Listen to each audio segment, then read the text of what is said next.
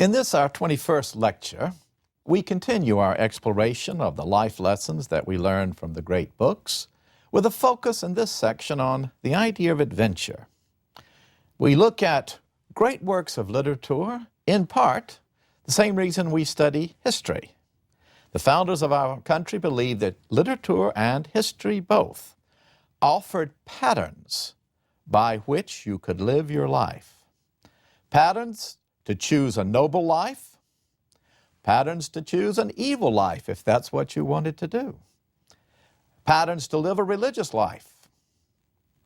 And so the focus of reading for the founders of our country were to take these patterns of life and make the right choices. And one of the choices we make as we go through life is whether we see any meaning in life. Is there any purpose to our life?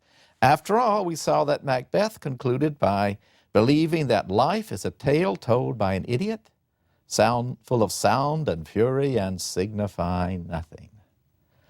T.E. Lawrence, Lawrence of Arabia, with whom we'll conclude this section on adventure, believed differently. He said that the true meaning of life emerges when we are faced with the infinite and the omnipotent. With the infinite and the omnipotent. And some of our earliest reflections in literature come from this question of how do we deal with the infinite and the omnipotent. The infinite being life itself, and the question of, is there a deeper meaning to life? And what is the meaning of the good things and the evil things that fall upon us?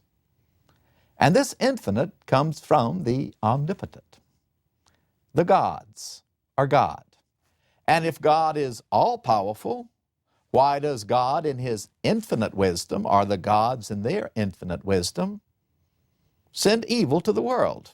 Suffering, death, war. And with the omnipotence of the gods, what is fate? Is fate all-powerful? Does it exist? Is there a pattern? Or do things happen simply by chance? And this attempt to understand the omnipotent and the infinite lies at the heart of epic poetry as well as Greek tragedy. We've looked at a series of Greek tragedies, ending the last time with Philoctetes, Medea, Ajax, Alcestis, Philoctetes. They are all attempts to understand why bad things happen, sometimes to very good people, or why the innocent suffer. And the Greeks believed that fate existed. Homer already tells us that not even Zeus can change fate. However, men and women still have free will. And if you think of each of the lessons we took from our Greek tragedies, Alcestis chose to die for her husband. Admetus chose to accept the gift from Apollo. He could have said, I don't want the gift, that I can live longer if somebody else dies. Alcestis could have done just the way his father and mother did and said, I'm not dying for you. I'm not leaving my children alone. And Medea, she made of her own free will the choice to go with Jason. Oh, the gods, it was said, had made her fall in love with him, but she chose to go with him. She chose to cut up her brother to distract her father. She chose to burn up the wife, the woman that Jason was about to marry. She chose to slay with her own hands her own children. That was her free will, bringing all that suffering upon innocent people. And Ajax, he chose to be outraged because he didn't get the weapons and armor of Achilles, and to kill himself, leaving his child and wife helpless. And so Philoctetes did not have to go to the Trojan War. He knew war was suffering. So we make those choices. And that is the very essence of tragedy. To take an action, to make a choice that you believe is well-intentioned or will lead to good, but utterly misses its mark. And epic poetry takes the question of, yes, we are fated to die. We cannot change that. and the gods may even have set when we're going to die. Our free choice lies in what we will to do with that life. Do we want to squander our life, or do we want to give meaning to it through purposeful action by choosing a course in life that will make us better? And for Homer and his heroes, that choice lay in warfare and in glory. For it was a heroic age, an age of kings and mighty warriors, where the chief value of the age was glory in battle, where honor was not a mere word that we use, but the very essence of a hero's soul, his reputation for honesty, for courage, for avenging his fallen comrades, avenging himself upon the foe, being generous and magnanimous to those he loved. And that same heroic age that we find in the Odyssey and in the Iliad meets us in the Song of Roland, one of the chansons de geste, the songs of glorious deeds, that is the characteristic feature of the Middle Ages. These songs of glorious deeds and romances, like Tristan and Isolde, they summarize the knightly ethics of the courts of the Middle Ages. And of all the epic poems, like Beowulf, like the Song of the Cid from Spain, the Chanson de Roland, the Song of Roland, ranks as one of the greatest, a very summary of the values of the heroic Middle Ages. It is a great book. It has a great theme. It talks about the struggle still with us today between the values of Islam and the values of Western European Christianity. It is written in a noble language. It was sung the same way that the Iliad was sung by minstrels in Old French, a gloriously rich language with rhymes and majestic music. In fact, William the Conqueror was so taken with the Song of Roland that as his army marched into battle at the Battle of Hastings in 1066, he had a knight who was also a great singer ride in front, singing the Song of Roland. And then, so pleased was William with the knight singing that he gave him the honor of striking the first blow against Harold's army of Anglo-Saxons. And it speaks across the ages. As long as people have heroism in their souls, they will resound to the story of Roland and Charlemagne and Oliver, the friend of Roland, as they respond to the song of the Iliad and Patroclus and his friend Achilles and great Agamemnon. The Song of Roland, like the Iliad, is based upon real history. It centers around real historical figures. Charlemagne, Roland, these were real figures. Charlemagne was a major figure in deciding whether in Western Europe we would have Latin Christianity or Islam, whether we would speak Latin or Arabic, whether our values would be those of Western Europe or the Middle East.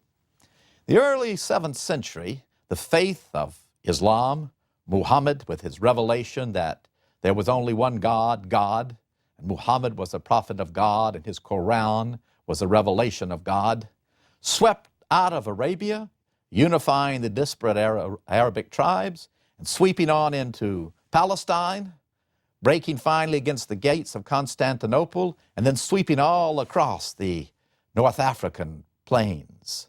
And by 711, this heroic faith of the desert had pushed on into Spain. And by 732, Muslim forces had driven into France itself. And it was there at the Battle of Tours that the grandfather of Charlemagne, Charles Martel, Charles the Hammer, smashed the Muslim forces and finally drove them back into Spain. But the task still remained for Charlemagne. And the Muslim armies in Spain, the various Muslim states that had arisen there in Spain, were a constant threat to the borders of the new empire that Charlemagne had created, with his Frankish army mingling with Romans and remains of the Celtic tribes, stretching all the way from Austria up into the lands of Denmark and out into Brittany. And Charlemagne, in 777, received a deputation from several Muslim emirs in Spain asking for his help against their co-religionists. in a political and military struggle with them. And Charlemagne agreed, and he took his army with him, marched into Spain through the Pyrenees, fought and won several battles, but failed to capture the city of Saragossa. And having more trouble on his frontiers, the eastern frontiers with the Saxons, he pulled out of Spain. But as his army was leaving, a rear guard was attacked on August the 15th, 778 at Roncesvalles, a pass in the Pyrenees, not by Muslims, but by Basques, same people who live there today. And the slaughter of the French knights was great, and we are told in the Chronicles that among them who died there in the rear guard of Charlemagne was Roland. Roland, the Count of the Marches of Brittany. So a high-placed knight. And then for some years, the story of Roncesvalles and this defeat of the rear guard kind of goes underground and builds up a current, begins to change its form, and it reemerges in the middle of the 11th century. Very age when once again the forces of Western Europe are considering the danger from the Muslim foe. This is the age when in 1095 the Pope will preach the First Crusade. God wills it, they said, from Germany, from France, from the Low Countries, even from England. The Crusader army marched to liberate the Holy Land, capturing the city of Jerusalem and wading through a sea of blood to establish Christianity again in what they call the Holy Land. And part of this revival of a sense of the Muslim menace had been the Song of Roland. And in its final form, it probably comes to us from around 1095. We don't know the author of it, but we are told it might be Tyroldus. He mentions his name at the end of the poem as the one who has recited it. It's a good Norman name, just like William the Conqueror. And perhaps the Song of Roland doesn't differ too much from the song that William the Conqueror had sung to his armies as they marched into the Battle of Hastings. But in this version, Charlemagne has changed from being a man of about 38 years of age to being 200 years old. Great long white beard. And the struggle that was just a rearguard action there in the passes of the Pyrenees has turned into a titanic struggle between Christianity and the world of Islam. Charles the King, it begins, our great emperor, has waged war for 7 years throughout Spain. He has conquered from the mountains to the main, to the sea. But one city still will not fall to him, and that's true, Saragossa. He has waged siege again and again against Saragossa, and it still does not fall. He is in Cordoba, having captured that great city, pondering how he will ultimately capture Saragossa and bring this long campaign to an end. How weary, says Charlemagne, am I. Oh God, I am weary. And you would be at 200. I only want to go home and rest. But the Muslim emir of Spain, Marsilius in a Latin form, but Marsilion, he's called in the poem, he too is weary of this war, and he is pondering how they can end it. And so, spread out under a great tree, his advisors all around him, dressed just like the knights of Charlemagne. His advisors are all there, these worthy Muslim warriors, these warriors for the faith, as they are called. And he asked their advice. How can we bring this war to an end? And his wisest advisor, Blancandrin is his name, says, what we need to do, King, is make a negotiated peace with Charlemagne. I will go as your trusted advisor under a flag of truce. I will parley with Charlemagne, and we will make the following offer. We'll set a timetable for his withdrawal. We will agree that we will give him rich amounts of treasure. We will load down camels and mules and horses with jewels and gold. They will all be his. Then with those, he can go back to his city of Aachen, where he has his capital, and you will follow not long afterwards and convert to Christianity. I could never leave the faith of Islam. But you see, you won't have to. He'll go back, he'll settle in. You just write and say, I'm not going to do it. I'm staying right here. I know I have received Spain from your hand, Charlemagne, but I'm not giving it back up without a fight, and I will not convert. He'll be too weary to come back and fight again. Won't have the support for it. So he'll be gone, you'll be secure in your power, and the faith of Islam will rule in our land. I like that idea. And you, Blancandrin, you're the one man wise enough to bring it off. Do it. And so the advisor rides forth to Saragossa with worthy Muslim knights riding alongside him, their armor burnished, shining bright in the sun, their shields decorated with gold, their mighty swords beside them, riding fine stallions, flying the flag of Islam in its green colors, white flags to parley. And they arrive, and they are graciously received by Charlemagne. And the advisor of the emir, the advisor of Marcelon, presents his plan to Charlemagne.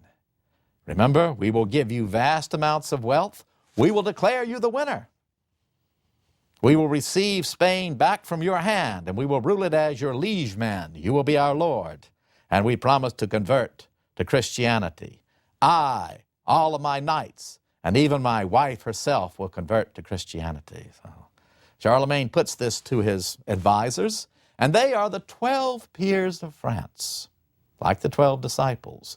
These are the 12 worthiest nobles of France, like Walter Hume, like Oliver, wise and counsel, like Archbishop Turpin, a deeply religious man who was also a mighty warrior, and Roland, the most valiant of all the knights, betrothed to the niece of Charlemagne, the beautiful Alde. And they debate the question, and they come to the conclusion, this is a war we're never going to win. We have other duties, other parts of the empire call us. It sounds like a fair proposal. Roland says, I don't trust it at all. It is weakness. We can fight this war to the end. I have never known defeat, and I will not let the emperor now admit defeat. Let us go back and one more time break our spears and swords against the walls of Saragossa and capture that city, batter it into the ground, raise its walls, and lead forth many captives. But the rest of the peers say, no, wisdom lies in taking this very good offer. Let's send a good advisor to put forth that we will accept this offer, to feel out the emir Marcelon, to see if he's really honest, and if he is, make the deal. Who will I choose, then says Charlemagne? Because you see, this mighty emperor is not a despot, is he? Not a tyrant. He must get the advice of his peers, just the way a good medieval king would. Who should I send? Well, Roland says, I'll do it. Send me. I'm the one to feel it out. And his friend Oliver says, no, you're the worst person in the world. You have a terrible temper. You always give bad advice. The only thing you're good about is fighting. And that's what you ought to do, is fight and keep your mouth shut. So you're not the one to go. And Charlemagne said, much as I love you, my nephew, and Roland is his nephew, I have to agree with that. So other peers put forth and say, I will go. Walter Hume does. Archbishop Turpin says, I am learned in their language. Let me go. And Charlemagne says, you know, I can't spare any of you. You're some of my finest advisors. Roland says, all right, if none of the 12 peers of France can go, how about my stepfather, Ganelon? Ganelon is outraged. I'm already mad enough, he says, at not being a peer of France. And now you're saying that I ought to be the one to go into this danger? I am outraged at this, my nephew, my son, I mean. You a foul son, I never should have married your mother. Well, what do you think, Emperor Charlemagne? I agree. Let Ganelon go. He's just the man. He's slippery and sly. He can feel them out. So Ganelon rides back to Saragossa, riding alongside Blancandrin, advisor to the emir. And these two crafty men immediately develop a good relationship. And the emir's advisor says to Ganelon, I could see why you were outraged. I am surprised that a noble knight like you, so nobly born, is not one of the peers of France. How came such an oversight? It's the treachery of my stepson Roland. He's always working against me with Charlemagne, running down my reputation with him. I hate that boy. Oh, what do you think about the rest of the French who so agreed to let you go? Yeah, I know, I hate them too. Then perhaps you could have vengeance. And that too is part of the code of the heroic epic. Vengeance. After all, Achilles, when he is stripped of his honor by having his mistress taken away from him by Agamemnon, does he just forgive and forget? No, remember, Achilles goes and sits by his ships and will fight no more and allows the armies of the Greeks to be all but destroyed. So vengeance, that is part of your reputation for honor. And if you let people outrage you and do nothing about it, then you're nothing. And so it's the outraged honor of Ganelon that speaks to him. And he says, my ear is open. You are now my friend. Marcellon will be my friend. Tell me what we will do.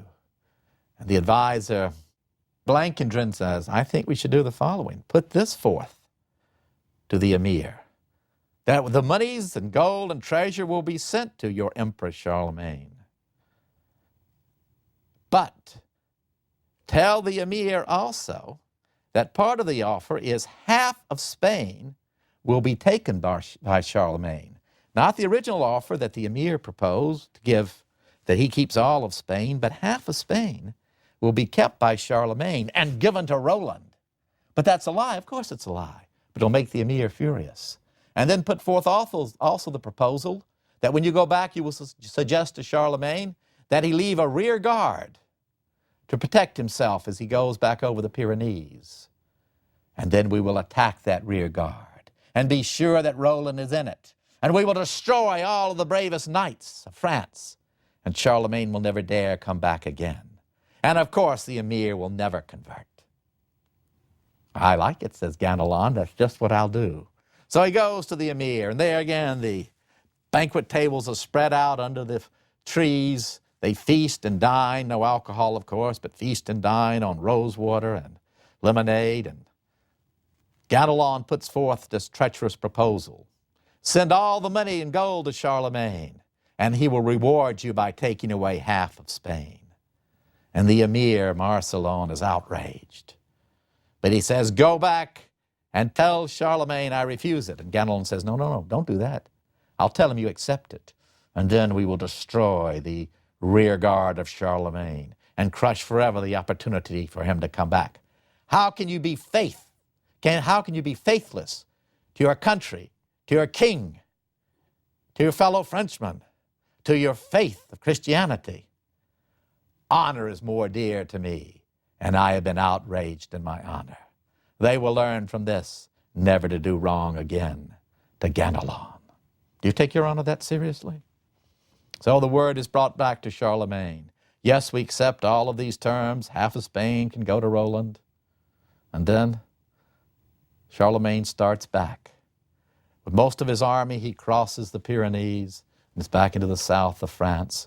But that rear guard, led by Roland, with all the peers of France alongside him and 20,000 good knights and true, is just beginning to cross through the pass of Roncevaux, when suddenly they hear the resounding noise of thousands of Muslim knights riding down upon them, led by the emir himself. And Oliver turns to Roland and says, blow the olifant, blow your great horn, and let Charlemagne know we are in danger. Blow it so loud he will hear and come to our aid. Roland says, we don't need the emperor's aid right now. We can kill all these Muslims. Oliver says, you're always wild. Blow that horn. We don't need to blow the horn. We'll stand and fight them all. Glory will be ours. We don't need to share it with other knights. One more time, Oliver begs, blow that horn. And once again, Roland refuses.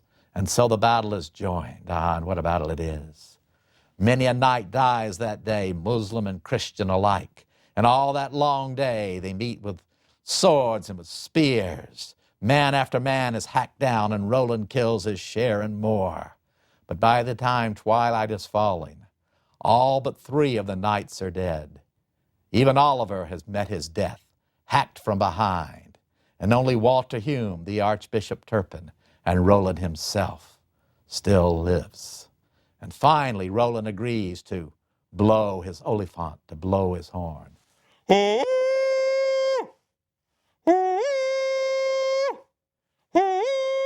and he blows it so hard that the brains come gushing out of his head.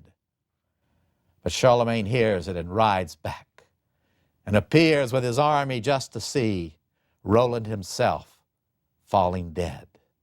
Before he has died, Roland has broken his horn and broken his sword so that no Muslim will ever hold it. And Charlemagne stops only to look upon the fallen Roland and then rides after the Muslim force. And God makes the sun stand still so that Charlemagne can kill and destroy them all. Only a few, like Marcelon, his hand cut off in hand-to-hand combat with Charlemagne, makes their way back to Saragossa. And finally, Charlemagne goes back to the strewn field of Roncesvalles, strewn with all of these dead knights. And he says, I knew Roland would never die except facing the enemy. And sure enough, Roland is laying down dead, face towards the Muslim south. I knew that he would never let them take his sword, that they would never take his beloved Oliphant. Let us bury all these brave knights together, peers and knights and their squires, all in one great grave. But Charlemagne still cannot rest. A new Muslim army has landed. As soon as the Emir of Baghdad, Babylon, has learned that Charlemagne has been waging war in Spain, he has come with another great army. And Charlemagne, instead of returning back to his beloved Aachen, must fight one more great battle against the Emir of Baghdad, against the Middle East itself, come to destroy Christianity. And like Archbishop Turpin, the priests say Mass over the knights before they ride into battle. And the knights ask, what should be the penance that we do? And the priests tell them, just kill as many Muslims as you can. And in this last great battle, Charlemagne, 200 years old, fights in hand-to-hand combat with the Emir of Babylon and slays him, cuts him all the way through, head to waist. And finally, the Muslim danger is past. Spain can be on its way to once again becoming Christian, and Charlemagne finally goes back to Aachen. He must tell his beloved niece that her betrothed, Roland, has fallen in battle, and she, when she hears it, simply gives up the ghost and dies, the same way Isolde died when she learned that Tristan was gone. So Aldi is dead, and the king himself, Charlemagne, must deal with the traitor Ganelon. He's been taken captive, but he pleads his case. And there are those there who say, well, yes, he did one bad thing. He betrayed our armies, but otherwise he's a good servant to the king. And he had a reason. That is how seriously we take honor. He had been outraged. He'd been outraged even by you, Charlemagne. And so in this world of the judgment of God, two knights do battle. One to save the life of Ganelon, and one for the honor of Roland, that Ganelon must die. And Thierry, the Duke Thierry, wins the battle, fighting for the honor of Roland, and Ganelon must die. And 4 great horses, one tied to one arm, one tied to another arm, one to one leg, and one to another, pull him apart. And Charlemagne goes to Mass, prays that the wars are finally over, and then goes to bed to sleep. But the angel Gabriel comes to him in his sleep and says, O great king, you must go back to battle. The Muslim foe is still strong in Spain. There is no end to war. Oh God, how weary I am, says Charlemagne, and tugs his long white beard, but rides forth one more time to the battle. Charlemagne, the pattern of the noble king, who wages his whole life in the service of his country, and Roland, impetuous, but bold and brave, who lays down his life for his liege lord, for his honor, for his faith. These are the noble patterns of epic poetry, the eternal struggle for life, and the glory that we win ere we die.